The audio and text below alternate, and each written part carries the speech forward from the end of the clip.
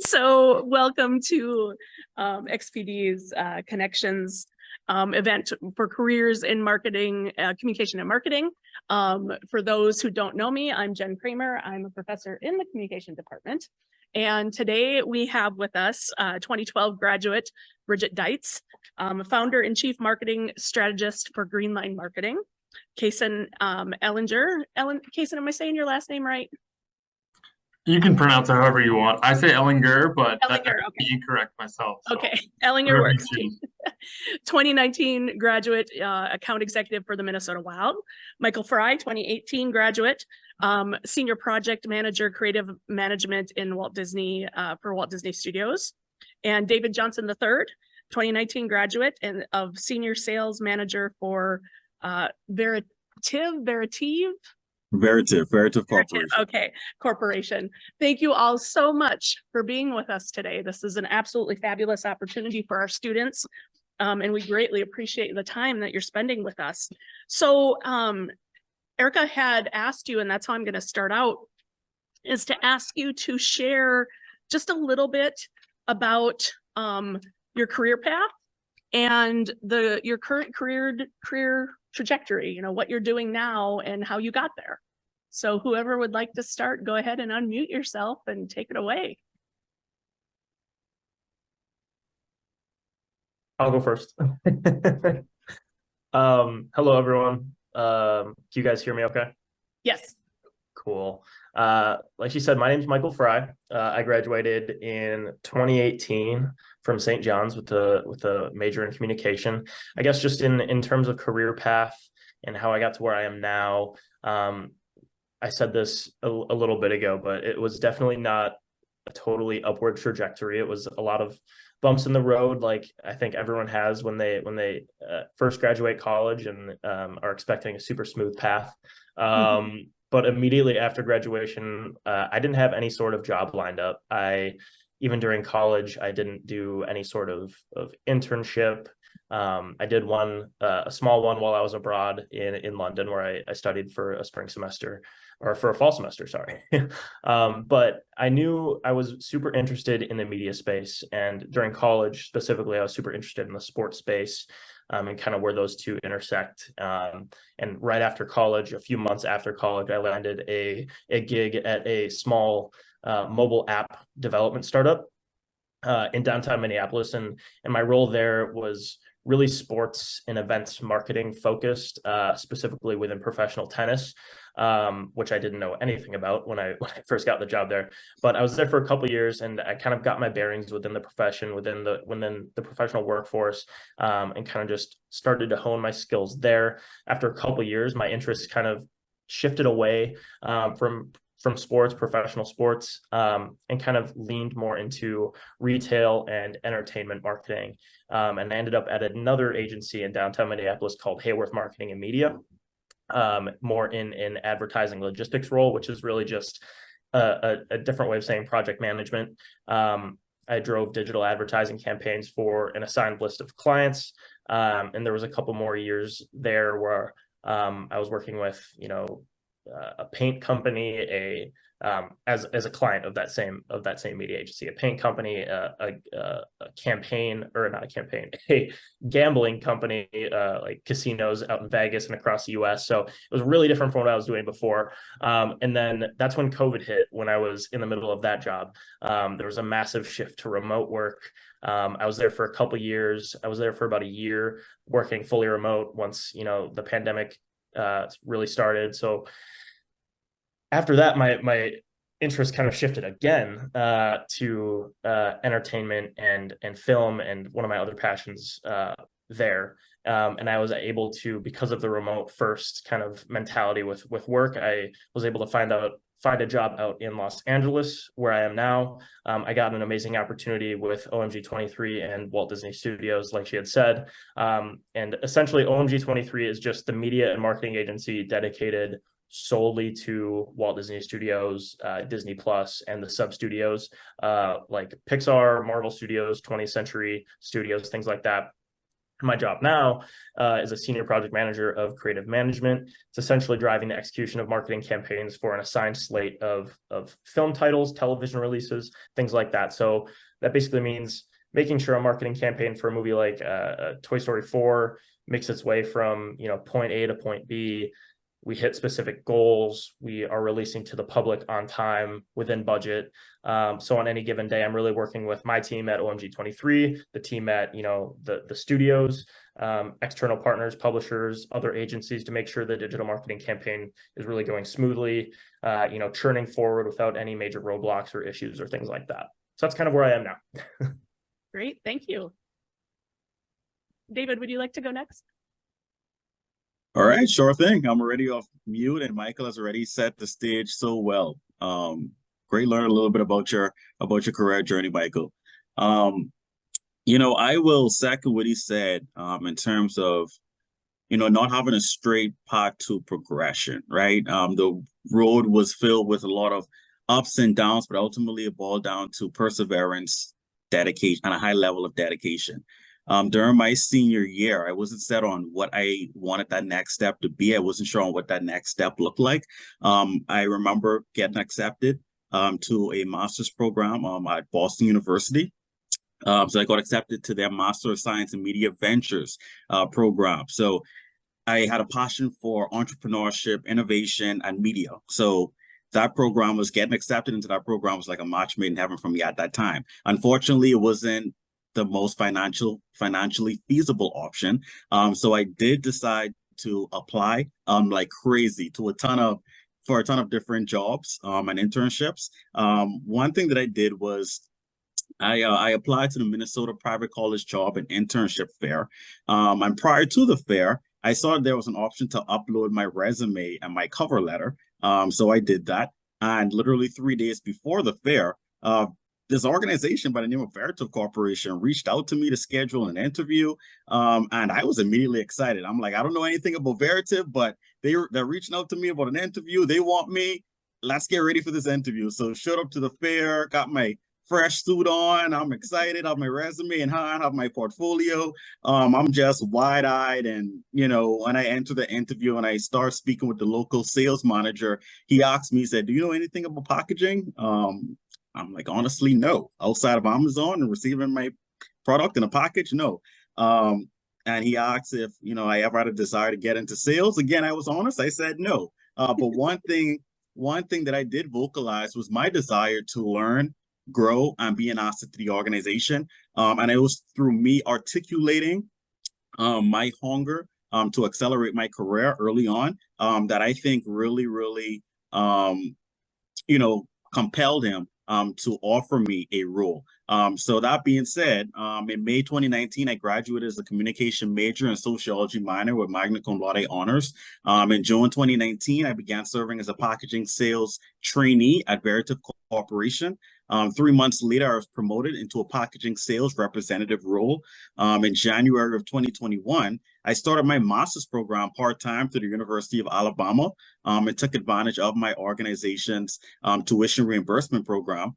About a year later, in March 2022, I was promoted to a sales manager role and became the youngest people leader within the organization. Later on in the year, in August 2022, I graduated with my master's degree in global business management. And today in my current role, I'm responsible for leading, coaching, hiring, and high-performing team of packaging sales representatives in the Houston, Texas market. So my team's main goal is driving profitable above-market sales growth within the Houston, Texas market while shaping the success of our customers. And I enjoy every bit of it, to tell you the truth. So when I was seated in those seats, and the same seats as you currently are, I had no idea how my career would pan out early on, but I'm so blessed and thankful that it's been such a rewarding and gratifying journey thus far. Excellent, thank you. Bridget, would you care to share? Sure. So I am part of the class of 2013. I graduated a semester early, so I was done with school in December of 2012. I was ready to be done with classes, but not ready to be done hanging out with friends all the time.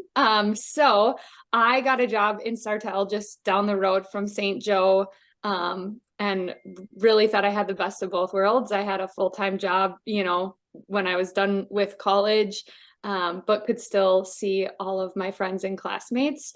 I often tell Bennies and Johnnies that I'm probably one of those obnoxious examples of really leveraging the network, because any job that I've had because I connected either with an alum who connected me with the job I got, or an alum ended up hiring me. So before I get into my career path now, I worked at the Career Resource Center on campus, which is now XPD. And they have an alumni database, and I just got really obsessed with using it and finding people who are in marketing and asking if I could email or call them. So a not so shameless plug for that resource, but that led me to my first job in social media marketing, which in 2012 was not a title that was common at every business. It wasn't something every business was doing. And I did it in a financial setting. So I worked for a credit union in Sartell as their social media marketing coordinator. I created their Twitter profile, Facebook page, started their blog, all of those things that probably seem and feel very commonplace to you all now, but 12 years ago were very new, uncharted waters for a lot of businesses. So I worked there for about a year and a half. Got a job then in healthcare technology software as a content writer. I wanted to get out of strictly the social space and also kind of hone in on writing skills. That industry was very regulated and a little bit dull for me. So I started looking at agency. I wanted more variety. I wanted to work with other marketers versus being, part of one or two marketing people teams. One misperception I had when I was on campus was that if I wanted to be at an agency, I needed to be in a big city, whether it was Chicago or Minneapolis, any of those big metros. But there's a ton of agencies in central Minnesota, just down the road from you all. And so I got a job at a marketing agency in St. Cloud. I was their 10th or 11th hire and was a marketing strategist when I got hired. And as the company grew and my skills grew, a few years later, I was the director of our inbound marketing department. So I oversaw a team who did a lot of marketing execution and then led our strategic kind of pieces on client work. And then just shy of 5 years ago, I went out on my own and I started Green Line Marketing. I just, wanted the autonomy to work where I wanted, when I wanted, on the clients that I wanted. And I also kind of wanted this unicorn role that didn't exist, where I could be in client meetings and doing client relationship stuff, but still doing writing, execution, strategy. I wanted to have a hand on a little bit of each of the pieces. So I started my own business. A couple years ago, I hired my colleague Emily, so she works alongside me. We have a Benny intern. And we have clients that are other businesses. We work for other agencies, doing kind of all sorts of things in the marketing strategy, digital execution, content, user experience space. Excellent. Thank you. Jason. Yeah. So no promises mine will be as exciting as everybody else's, but I'll do my best here. So kind of like Michael, I didn't really have anything set up after college. I was a part of the class of 2020, was able to graduate early. So in August of 2019, essentially right after that, I moved to the Twin Cities here. I think I started working with a moving company, just trying to pay the bills. Got a couple jobs bartending and serving in the meantime too, until I kind of figured out what I wanted to do. And my passion had always been sports and kind of more like the marketing path too. With the brewery, I had a job down here in St. Paul. I was able to get some sales experience too. They were short on reps, and it just happened to kind of hop in the role of a sales rep for the brewery here. I worked some odd jobs, giving tours at US Bank Stadium. I was an usher for Minnesota United with their first year at Allianz Field down here in St. Paul. So I was just trying to get my foot in the door of the industry I wanted to be in, not really sure where it was going to lead me. And then in February of 2020, I was lucky enough to get an internship with Minnesota United in their marketing and events teams, which is kind of the path I thought I wanted to go down. And then 3 weeks later, the world shut down with COVID and the pandemic. So much like a lot of other people, I was kind of out of work and didn't really know what I wanted to do. So I worked, back to the odd jobs again, bartending, serving, worked for a Buffalo Wild Wings for about 3-4 months. And then I applied like crazy to every sports internship I could find, just to try to build my experience there. And then in February of 2021, I was able to get a premium seating internship with the Green Bay Packers. So it took me to Green Bay, the team I grew up hating and pretended to like for 6 months. So yeah, I worked there in person for just about 6 months, and then I was able to kind of parlay that experience into a full-time role here through some people I had met briefly at some random events just by happenstance on the team here, who kind of recommended me. Got lucky in the interviews and started here full-time in August of 21. Started as an associate account executive here on their sales and service team. So along with selling group tickets, suites, season ticket memberships, I was also responsible for retaining our season ticket members too, kind of being their go-to account manager, servicing them throughout the season as well. And then just over a year ago in October of 22, I got promoted to account executive and moved over to full-time membership sales. So again, primarily just responsible for bringing new business into the organization, working every home game, and kind of just going through that too. So that's been great. That's been fantastic. Love where I'm at so far. Not really sure what the future holds, but right now I'm very content with the team here, the organization, and in my position as well too. So that's kind of the brief rundown on me. Excellent, thank you. So my next question is if each of you could share some things that either the communication major or the liberal arts education has helped you in your careers, either in the, in your trajectory to where you are now or what you're currently doing. So either your communication major or the liberal arts education you got here. Yeah, I can probably touch on that right away, unless anybody else wants to go. But I'd say the biggest thing that the comm major helped me be able to do is get a lot of those requirements within the major too, when it comes to like social studies and other requirements in order to get the degree, which actually helped me doing it through some internships and some independent studies while I was at St. John's, to do that to kind of, get those requirements checked off at the same time. It allowed me to graduate early. So I graduated a full year early, which obviously helps out the bank account and the student loan situation too. So I think that was the biggest, positive from the communication major. Obviously, I liked all the classes. I thought every topic I took was pretty interesting. There's obviously a wide range of class offerings too, so that always helped. But just being able to create your own schedule and be able to get out of there early too. I love St. John's. Not that I wanted to leave early, but bank account definitely wanted me to. So I think that was a big positive. Thank you. I think for me, at the time when I was a student, there wasn't the global business track, it was management. And there wasn't necessarily a marketing major or minor, or even at that time, a marketing track. I know now there is one with global business, but I really relied on talking with my professors, whatever class it was, to learn, more about the classes, specifically outside of communication, because I knew I had to take communication classes because it was my major. But spending the time, like I said, either with professors, academic advising, or even just with course catalogs to look at like what photography classes make sense to give me, experience, computer art, what business classes, what English classes could help with writing.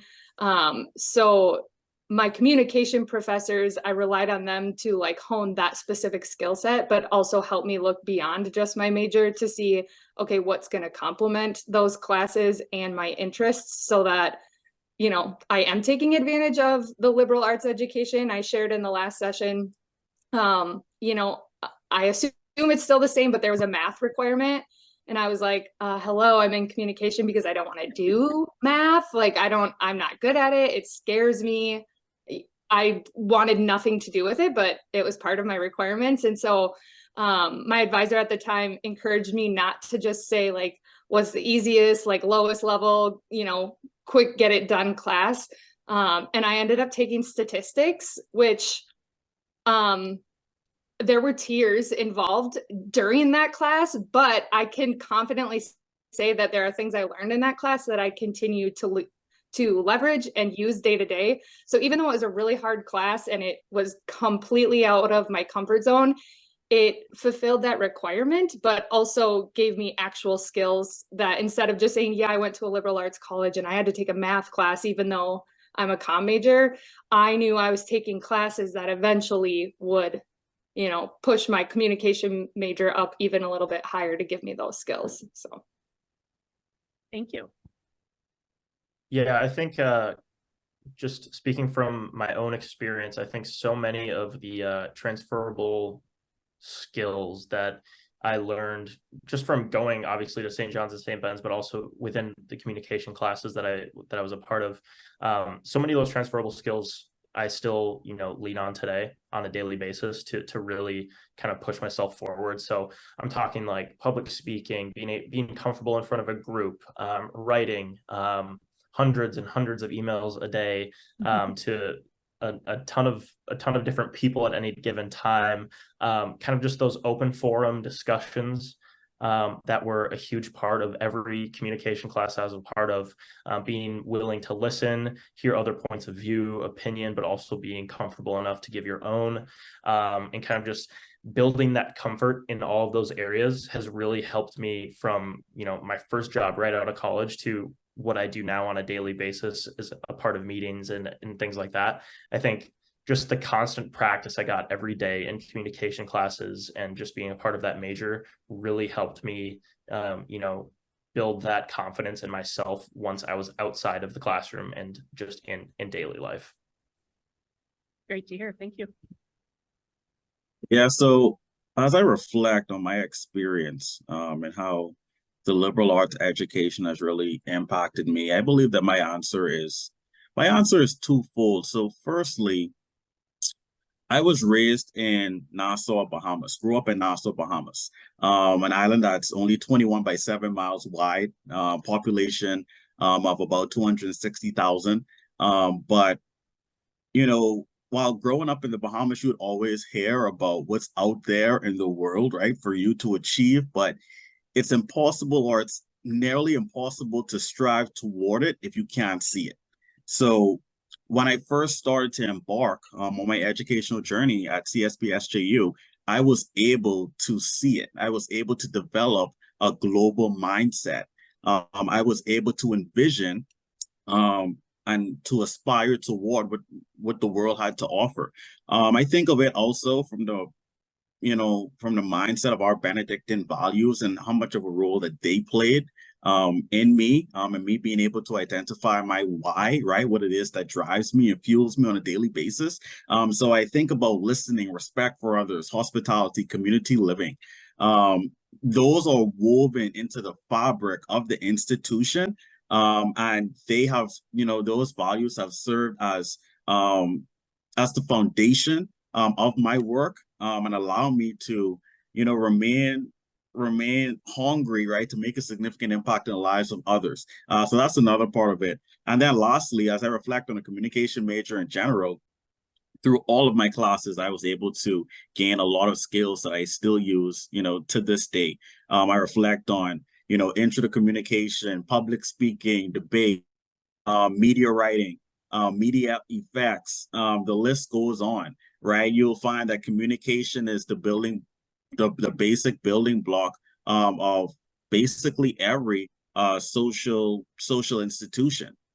So that being said, again, I've earned many skills that I'm so thankful for, and that has taken me a far way in my career thus far. Excellent. Thank you. So I have lots more questions, but I want to make sure we have time for students to ask questions. So I'm going to turn it over to students. We have a microphone here in the middle that you could come up to and speak to, or you can just yell it really loud and I can repeat it if our speakers can't hear. Any questions that you have right now for the panelists?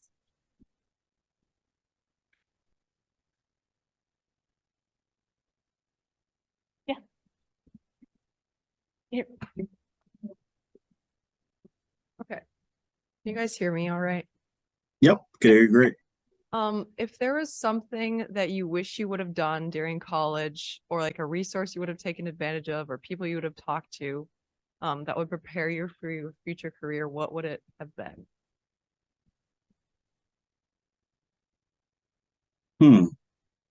For me, I could take a stab at it. For me, I would say study abroad.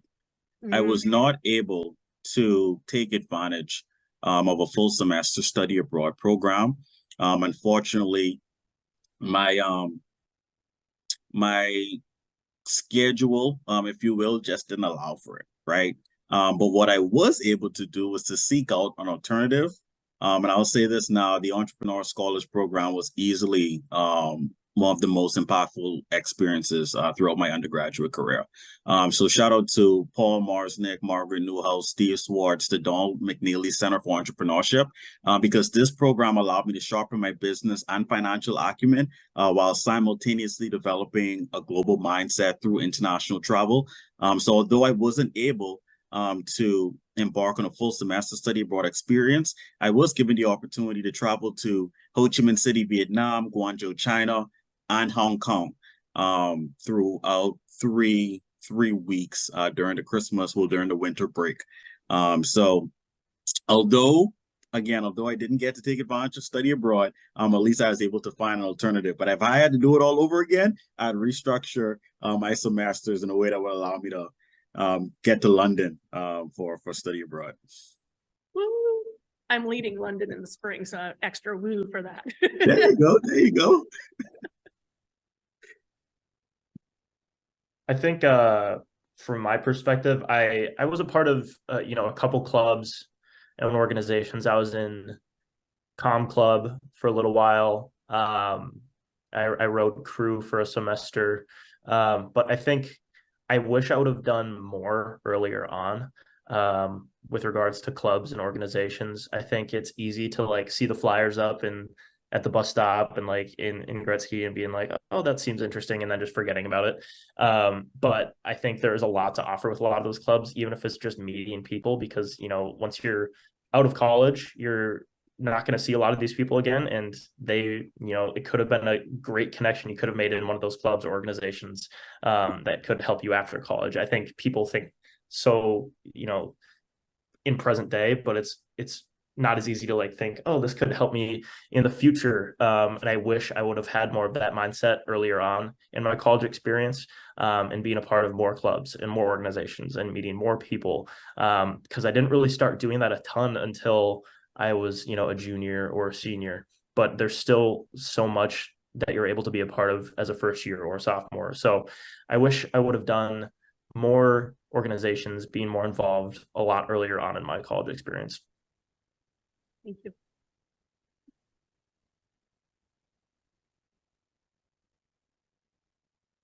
Yeah, I'll probably just tack on to that. I mean, I think college is a great place to get like obviously real world like work experience too. So my kind of on campus job was in the natural science center, just being like an office assistant too. Just because I knew somebody that ran it, so that's kind of how I lucked into that one. I wish I would have done more on the athletic side of things when I was there. Knowing I have a passion for sports at the time, I didn't necessarily know I wanted a career in the sports industry, but looking back on it, it would have been a great experience to have. I think it would have helped me a lot when I was applying to jobs. I think most likely would have been a lot easier to land something, at least like that first internship with something on my resume. I know a lot of people I work with had experience within their own athletic department, whether it's marketing or just kind of getting their foot in the door that way too. So looking back on it, it's probably something I should have pursued more. At the time, I just didn't really take action and didn't really necessarily know that that was the industry I wanted to do. But if you have a passion about something, I mean, now is probably the best time to get your foot in the door in the industry you want to go in and kind of build your resume that way too. So that's one thing I wish I would have done too. Thank you. I don't know that I have much to add on this one, partially because I was there, more than 10 years ago, and it's a little tricky, thinking back that far. But part of it, I think I was probably a little bit of an overachiever between my on-campus jobs and the internships I got and the clubs I was a part of. I think if there was one piece of advice, I would say, don't wait. Don't think you need to wait until your junior year or wait until just before your senior year or that sort of thing. If you want to get involved or you want to try to get an internship or, you want a certain experience, I don't think whether you're at the end of your freshman year or the end of your junior year is going to make a difference when it comes down to it. So if you're interested, get involved when the interest is there. Good advice. Thank you. Other questions from the students? Come on up.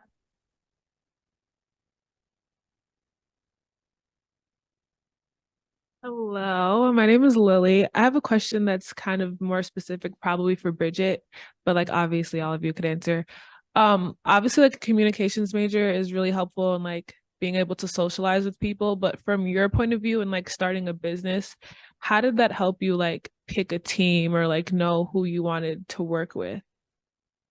Yeah, I think, there's a lot that goes into it. Having prior experience working on different teams in different settings is invaluable, when you know kind of who you're working with and what your work styles are.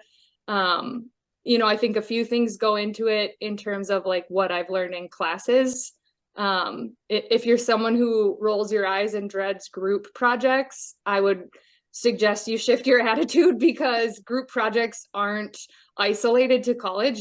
Working with others is part of life. Even when I was a business owner and worked, on my own, I'm working alongside client teams, or, a client has a need for website development and I'm not a developer myself. So I have to figure out which developer I want to pull in as a contractor, that sort of thing. Emily, my colleague now, I'm probably spoiled in that her and I worked together previously. And she, when I started my business, was like, let me know when you're ready.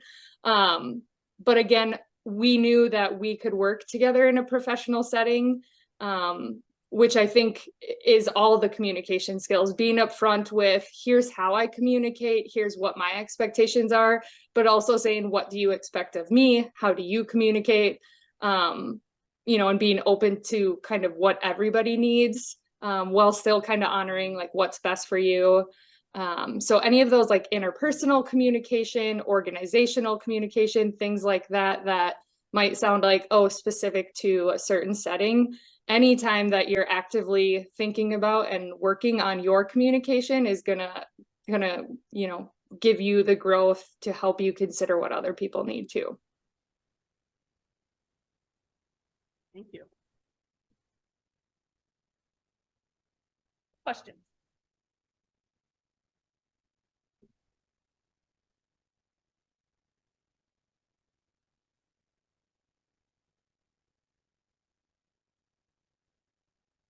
Okay, of course I have questions. So,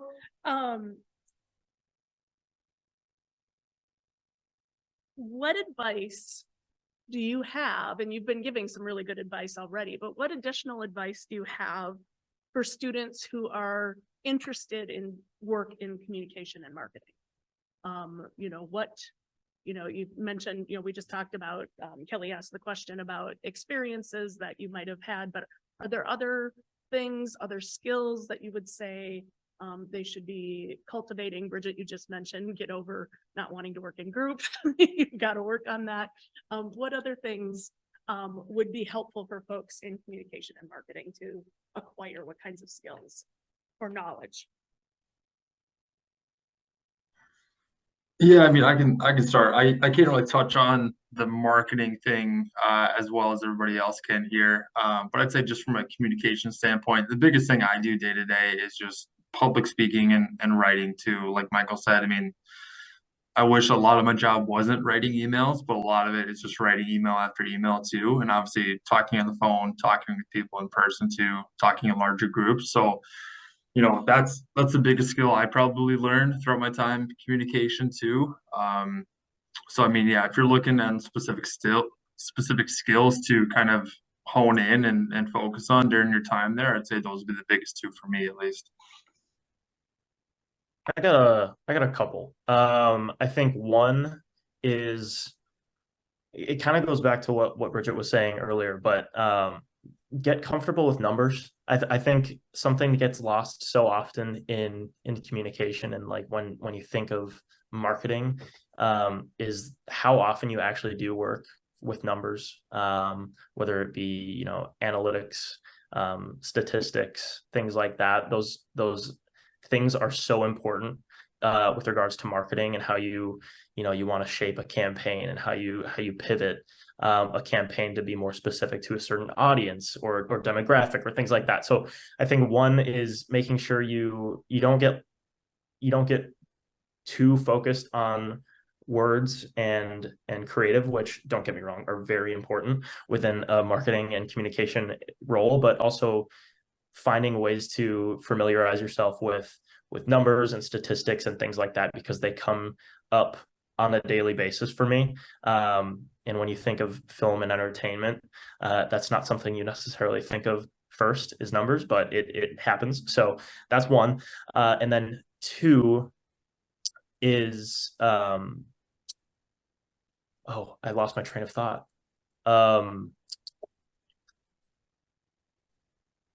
I just blanked. I can't remember what number two was. I'll say it if it comes back to me, but I'll let someone else go in the meantime, because it was something. Oh, I got it. When you're doing your, you know, on a daily basis, now you're doing homework, you're preparing for classes, things like that. I think it's really important. Something I wish I would have done a lot earlier on is instituting good habits with regards to note taking, organization, things like that. When I was in college, my desk in my dorm or apartment or whatever it was at any given time was an absolute disaster. Like, I'd be searching for things for a specific class before the class, like shuffling through papers on my desk, grabbing it, stuffing it in my bag, and like going. And it was just not a good way of doing things from preparing. So I didn't have a really good basis for like basic organization when I got into the workforce, and it's something you really, really need, especially doing what I do now, which is essentially project management is organization.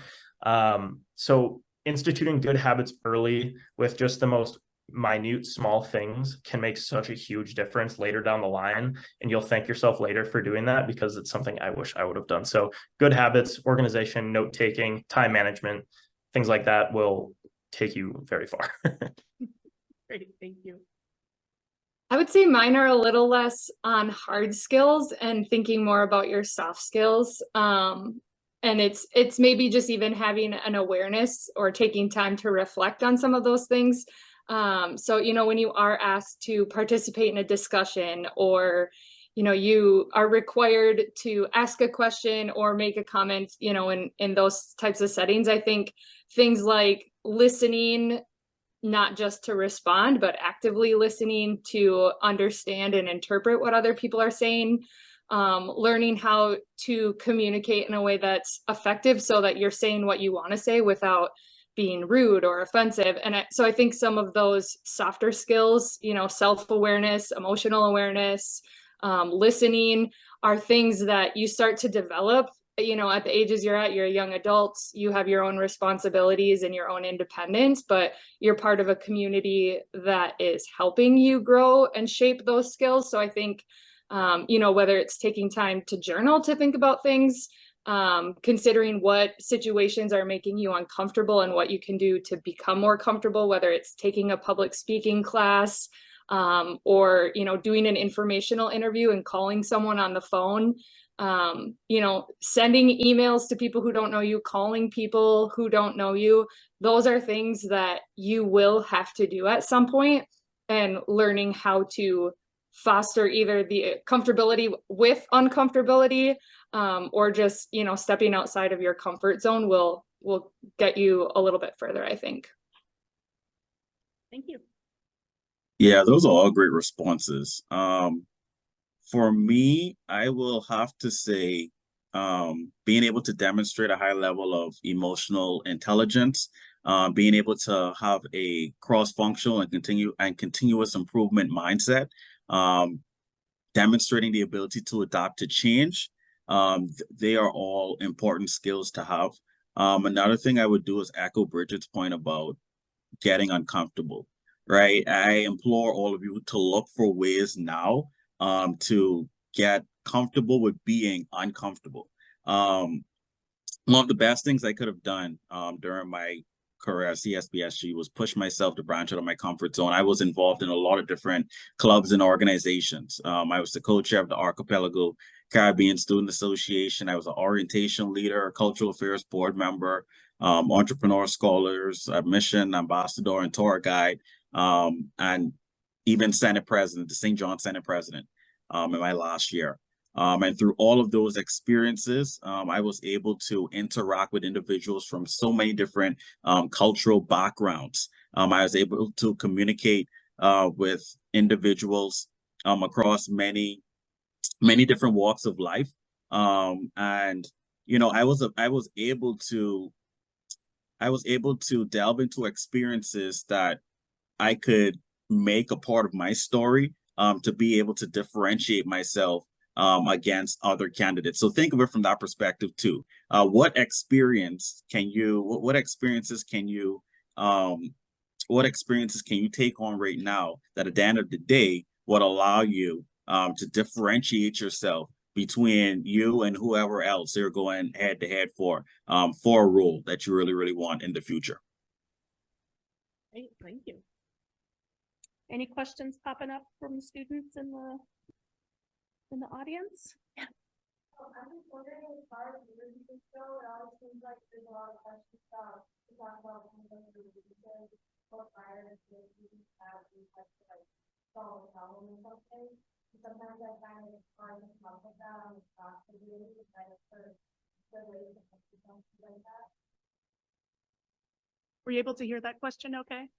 Not quite. You might need to say it into a microphone or repeat it. Sorry. That's okay. She was asking about a lot of interviews ask interviewees to talk about their weaknesses or to discuss a problem that they've encountered and how they resolve that. And so asking for any advice about how to approach those types of questions. I think part of it is that self-awareness and knowing yourself so that you do know what those weaknesses are and you're not afraid to say, you know, it's this or that. Going off of Michael's example, it's, you know, if organization is a weakness, I would say be able to say, yep, this is my weakness, but this is what I've learned from it. This is what I'm doing to strengthen that weakness or to continue to, you know, mitigate how that weakness like surfaces in day to day. I think, you know, don't let the question scare you. Everybody has weaknesses. It's, I think, more about how you can confidently say, this is a weakness, but I have this strength that helps offset that, or this is what I've learned from that, and this is how I handle it day to day. Yeah, I think it's kind of building off of that. I think it's really easy to give a canned answer, quote unquote, for that. I think it's really easy to fall into a category of this is what they want me to say, or this is what everyone says, so I'm just going to say it too. But I think to Bridget's point, what the amount of self-awareness you have, what you say and how you're either overcoming it, working on it, things like that can say just as much about you as, you know, a strength or something that you're really good at, just because I think people want to know honesty. I think they want to know what you're actually going to bring. And if there is something you're not quite as good at, or, you know, something like that, you're willing to be able to put in the work and work on it. So I think on top of, you know, giving a good example, it's just as important not to give a canned example, something that, you know, you find on Google page 1 of searches because you can't think of a good weakness. We're all, you know, guilty of like, oh God, I don't know what my weakness is. What does Google think my weaknesses are? Try and be honest with yourself. Put a lot of thought into it. It's not something that might come to you right away, but if you think hard enough, you're going to think back on past experiences and really, you know, get a good idea of what, you know, a weakness for yourself might be. And Michael, what both you and Bridget just said, it reminds me, David, of how you started off with your interview with your company. That, like, have you thought about packaging? Nope. Have you thought about, do you want to do sales? No. But you were able to learn about the company and learn about the opportunity and teach them what you could offer. So yeah, this is a weakness of mine. I have no idea what you do or what I'd be doing, but here's the value I can bring to the organization. Exactly. Yeah, that's a great point, Jennifer. It boils down to honesty, right? Like, honesty is a huge part of it. You have to be honest. The last thing you want to do is lose all credibility and ruin your reputation before you're even able to get your foot in the door. So again, honesty. Number two, you know, anytime you're honest and you share a challenge or something that you struggle with, be sure to share examples of how you overcame that, right? Michael spoke a bit about it, Bridget spoke a bit about it. You're not defined by your challenges, right? Or what you struggle with. You're defined by your ability to overcome those challenges and struggles. And employers, trust me, they are really going to love to hear about that attitude of determination, perseverance, and what you're able to do to overcome challenges that you may face, that you may be faced with. On a less serious note, if you're not sure what to say in an interview, ask ChatGPT. I'll tell you. No, do not use ChatGPT. Do not. Thank you. I think that brings up a good point, though, that if you're someone who's like, gosh, I really don't know what my weaknesses are, ask someone you're comfortable getting feedback from. And if you're not comfortable getting feedback, this is a good time to practice being uncomfortable, because you will get feedback, whether you ask for it or not. But if you can ask professors or peers or friends, you might be surprised like what their perception or how something that you don't think of as a weakness comes across to others. Mm-hmm. Yeah, I'm probably the last person to ask for advice when it comes to interviews. I've probably been denied for more interviews than I can remember. So take my advice as a grain of salt here. But I mean, everybody kind of hit the nail on the head. Michael, Bridget, David. Just be honest. Don't just give a canned answer. To kind of really be self-aware and kind of prove like what you're doing to fix it. Or kind of why your pros offset whatever your weaknesses might be too. So I think you guys nailed it. Mm-hmm. Thank you. Any other questions from the group?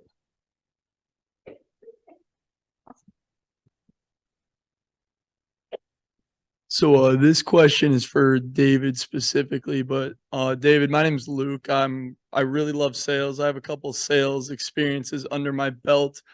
How'd you go from sales representative to sales manager, kind of outside of performance? That's a really, really good question, man. And to tell you the truth, it all boiled down to looking for ways to make a significant impact within the organization outside of my main role as a sales rep, right? So hitting your targets, that's extremely important. Being able to grow sales and gross profit dollars year over year, that's extremely important. Being able to nurture, grow existing customer relationships and solve critical customer problems, that's a huge part of the role. But if you're able to fill additional buckets cross-functionally within the organization, that's a huge plus.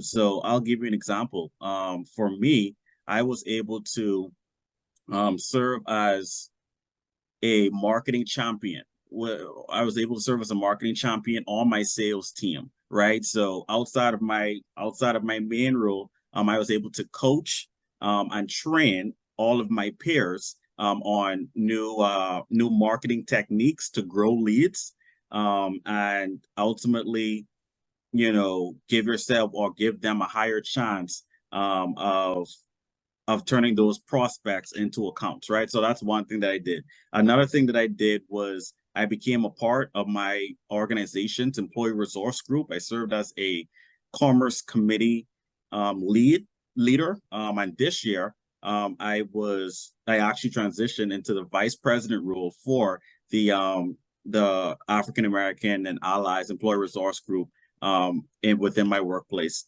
So those are just two of the many things that I did internally to allow me to make a difference outside of my current role, man. You have to remember that at the end of the day, it's important for you to be able to demonstrate how much of an asset that you could be.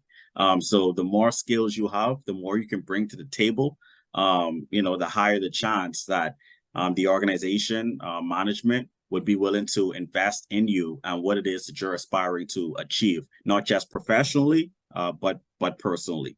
And last but not least, building a network of mentors that can pour into you. That is so important. Always look for ways to expand your network. Surround yourself with leaders and mentors that you trust, and lean on them as much as you could, because you could only make it so far as a lone ranger. Good tip. Even for those not going into sales in the workplace, for sure. We just have a few minutes left. Any other last tips that you have for students who are in different, stages, some first, second, third, fourth years, as they think about their careers? What's another tip you might have for them, or a piece of advice? I think quickly going first here, I think the biggest advice I can give is to start padding your resume now. And that doesn't necessarily always mean, getting an internship. Internships are great. Like I said earlier, I never had an internship.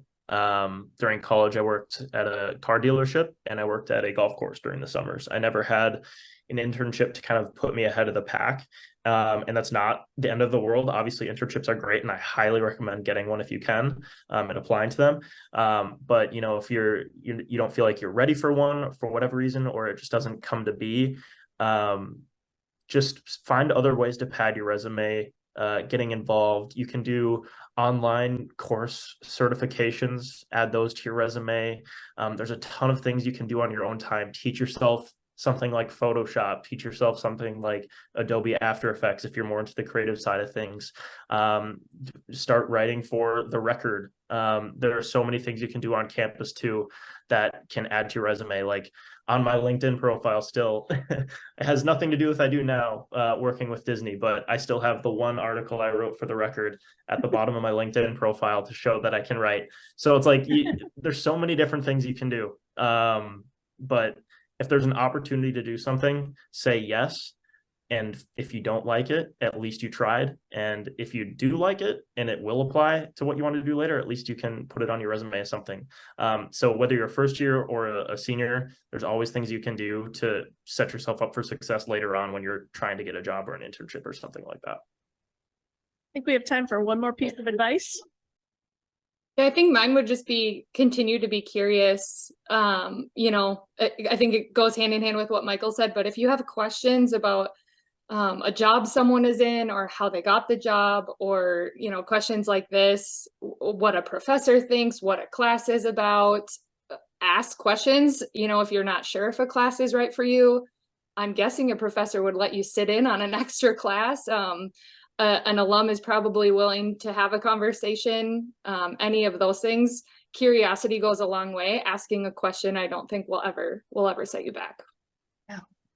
Great advice to end on. Thank you all so much for your valued expertise and opinions. Thank you. Have a great